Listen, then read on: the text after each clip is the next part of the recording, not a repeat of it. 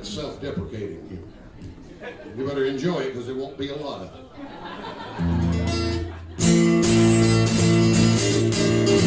Let's have a round of applause for Drew Thomas back in the back one more time. Give it up for him back there. Jason Barnes back in the back. Let's see. First off, Tim was like an uncle to me. Meeting him was a great experience.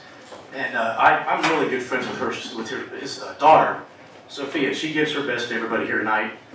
She wanted to be Skyped in the entire time, and I told her I wasn't going to walk around with her on the phone while everybody says hello. See that big ridiculous? My father was, according to Tim, was your dad was the top 3 guitar players of all time. Which I guess Keith Urban was number 2, and I guess Scotty Bratcher was number 1. Scotty Bratcher.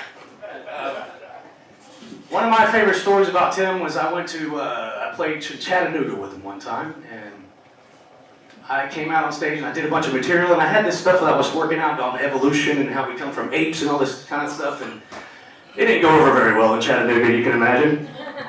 And Tim, after the show came out, he goes, "You did pretty good, son, but they didn't like that monkey shit." So that night I got to sit at the Waffle House with Tim and watch him eat 4 grilled cheese sandwiches in a row. And I'm thinking, man, I'm sitting with a legend. I'm going to get all of this comedy advice. Everything's going to rub off on me. This is going to be great.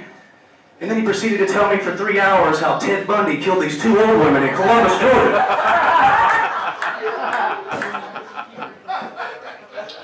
Didn't see that coming. The guy was a fucking genius. And we're all going to miss him. And Deidre, oh my God. What a great man. What a great man. And his voice is going to stay in our heads forever because that accent, you can't wash that shit out. But love you, Tim. Love you guys. Thanks for having me up. Y'all have a good night.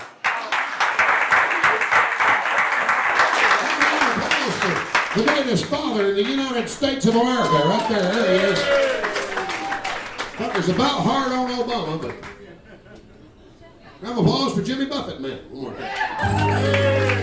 Heading out to Sandy Springs, Georgia, for the late night Saturday show.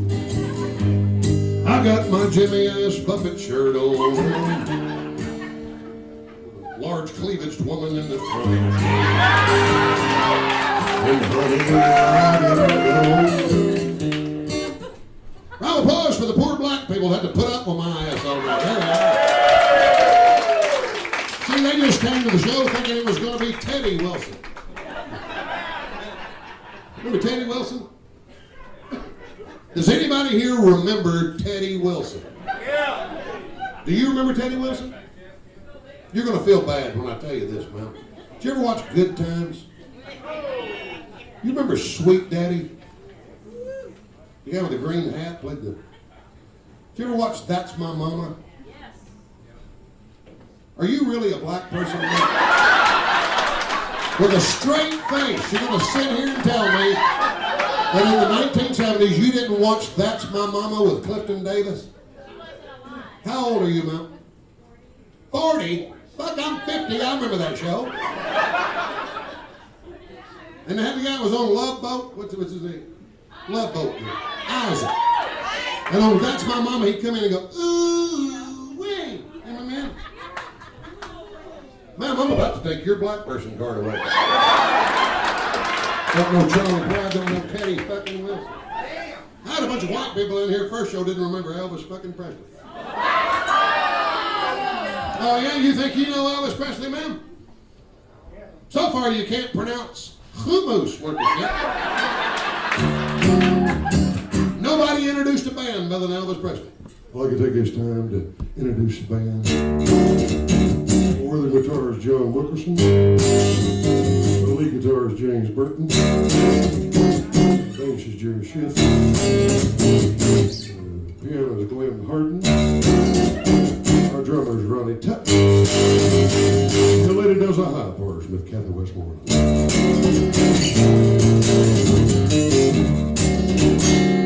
J.D. Summer and the Stamps Quartet.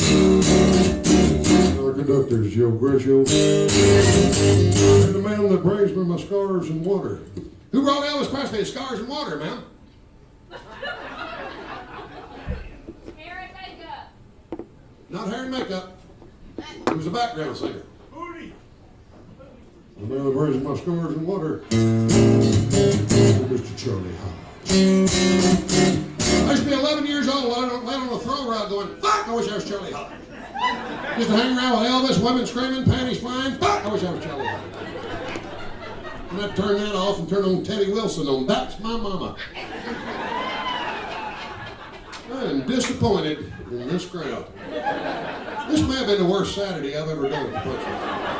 Not y'all, the first crowd was really bad. Y'all were actually a pretty good crowd. But I'm just not really that impressed. I mean, this has pretty much turned into a seminar. More than a comedy show. See, I used to do the easier jokes. You know, like Dan Cook. You go to Burger King? You go to Burger King? No, we never been to fucking Burger King.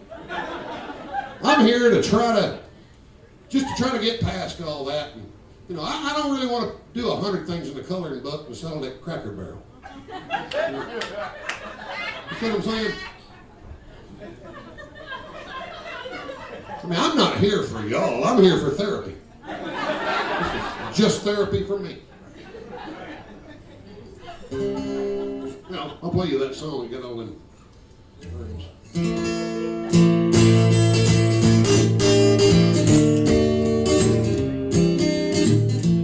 Well, before we go any further, my brother got his leg cut off about 2 years ago from diabetes. He lost his big toe on the diving board and it got kind of civil war. With appendages, they'll move over and you then lose your neck. And he always tells girls, "Oh, I got it bit off by a shark." I go, "A shark my ass. A shark won't eat 32 catfish in one sitting." So he's 6'2" and 5'8".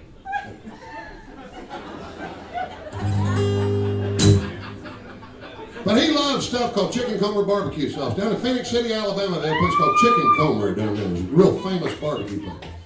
And my brother loved that damn sauce. He'd sit up nights trying to damn do it and could never keep it from separating and shit. Went over to the restaurant, told the guy he loved it so much. The guy made him the national sales director of Chicken Comer barbecue. Well, I went down and saw him last week. My truck broke down. I had to bring his car back up here, and the trunk's full of Chicken Comer barbecue sauce. So I'll be selling that shit after the show over the corner. If you never had it, it's really good. It's completely different than anything you ever had. Anybody know Phoenix City, Alabama? Used to be the most dangerous town in the United States. It's the only town in the history of America that had martial law declared in it, 1956. You don't know a lot of shit, sir. You're going to learn some shit at my show, sir. You Illinois fuckers are the reason the Mormons are out in Utah. They wanted to be in Illinois and y'all ran their ass off.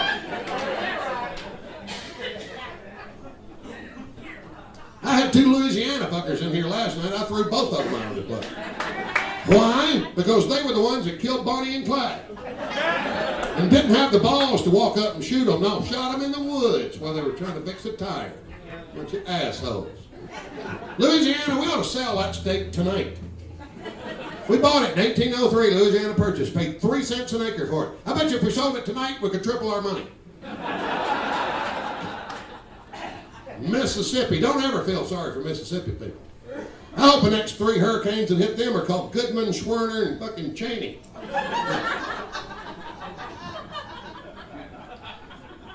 See, I'm from Georgia. We hate Florida people. Blackers grew up our whole lives wanting to go to Florida. Oh my God, we're going to get to go to Florida. Put a float on top of the car. Drive 6 hours. Get there. Do you have a hotel room? Yeah, they're $100. Unless you want to be near the water. Then they're $400 fucking dollars. No, we don't want to be near the water. We want to sit in a hot-ass asphalt parking lot with a float on top of the car and finish up these pecan logs we got in Valdosta.